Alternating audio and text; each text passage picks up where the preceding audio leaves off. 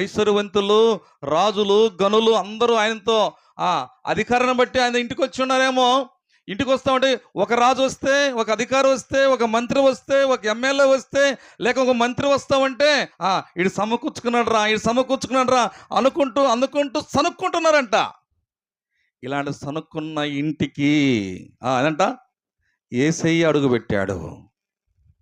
యేసయ్య అడుగు పెట్టగానే జక్కయ్యకు యేసయ్య రాకమునుపు ఎంతమంది అధికారులు వచ్చారో, ఎంతమంది వచ్చారో వారు వచ్చినప్పుడు తను సంధించబడలేదు. కానీ యేసయ్య ఇంటిలోనికి రాగానే అంట అందరూ సనుక్కుంటా ఉంటే జక్కయ్య అంటున్నాడు.